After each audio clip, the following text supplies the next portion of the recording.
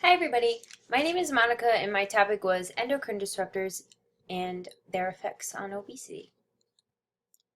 Endocrine disruptors are chemicals or mixtures of chemicals existing outside of the body that can interfere with any aspect of hormone action.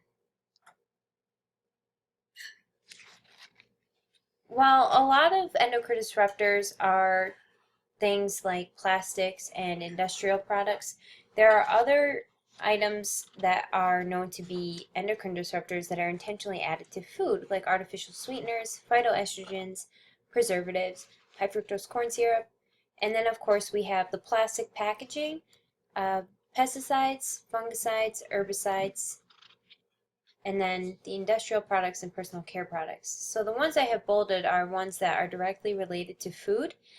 So they have a nutritional consequence if endocrine disruptors are to have a significant effect on obesity because we have to eat, right?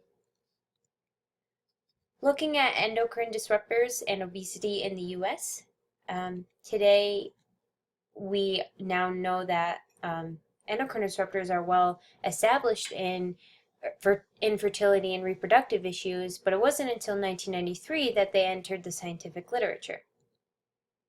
When we look at obesity, of course, is a health issue, but it's also a financial issue, costing us $200 billion in United States healthcare.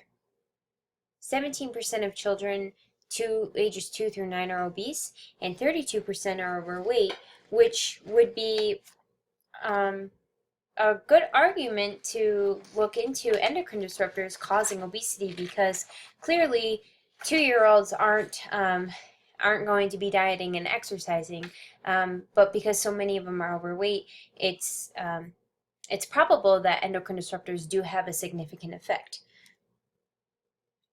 through in utero, and that's under investigation and for a lot of researchers.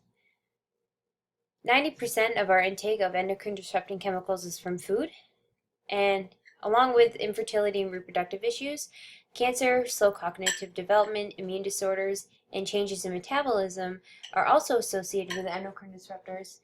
And I'll be focusing on the changes in metabolism because that's really where we start to look into obesity. The Dirty Dozen is a group of endocrine disruptors that identified by the Environmental Working Group that are most prevalent in our everyday lives. BPA and phthalates are the two that are associated with obesity. How do endocrine disruptors relate to and or cause obesity? Well, adiposity is from hypertrophy and hyperplasia of the fat cells. So basically our fat cells grow and then they divide, and we can get rid of fat inside of the cell, but we cannot decrease the number of cells. And one of the proposed mechanisms of endocrine disruptors is that they alter programming in utero and set us up with more fat cells. And this is part of the obesogen hypothesis, which was only brought to light after we identified the adipose tissue as an endocrine disorgan. And that is primarily due to leptin and peroxisome proliferator activated receptors.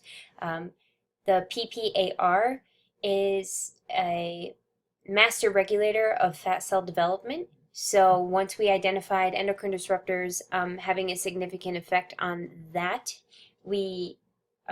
that's when the obesogen hypothesis came to fruition. And obesogen is a subset of endocrine disruptors that inappropriately regulate and promote lipid accumulation and adipogenesis. So when we talk about obesogens, we're really focusing on the energy intake side of the energy balance scale, because we're taking them in. And so if we take in too many calories, that will tip the scale in favor of weight gain. And with certain foods, 90% of obesogens are from food intake. So that's why we focus on the energy intake side of things when we talk about obesogens.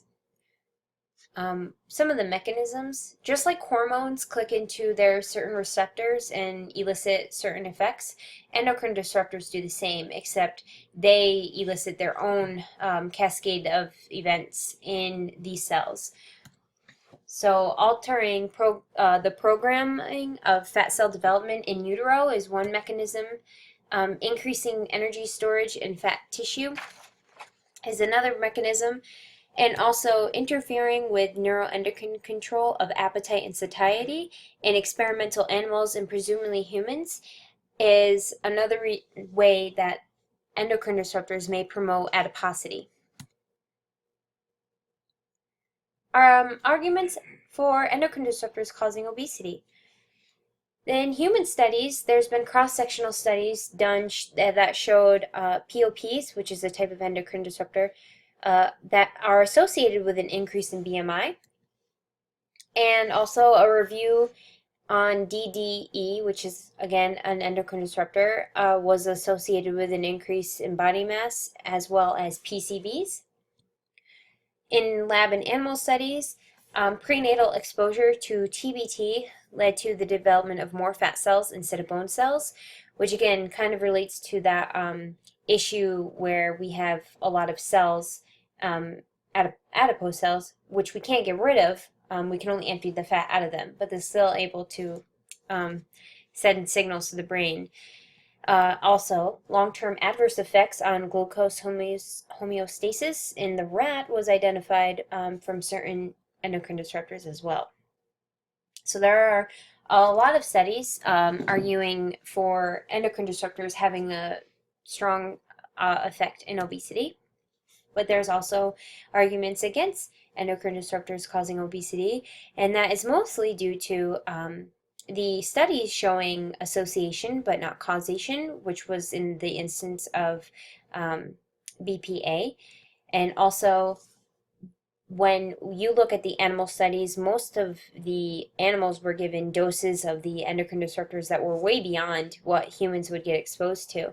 So when researchers did the same study but gave them a human relevant dose, it did not induce obesity.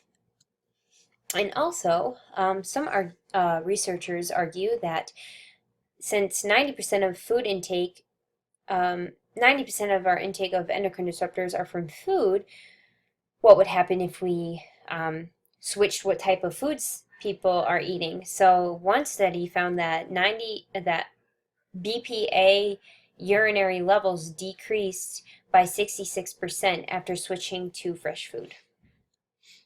So there's a lot of science that supports that endocrine disruptors are a cause in obesity, but there's a lot that suggest that maybe they don't play as big of a role.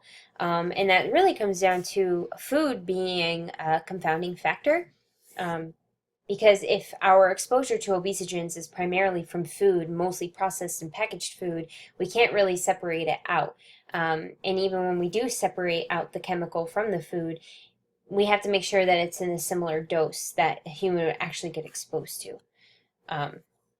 And you really can't do that with humans because that would be unethical. So the only thing we have to go on are animal studies. But at what point do enough animal studies alert us from continuing a behavior, such as adding these endocrine disruptors or possible endocrine disrupting chemicals to our food supply?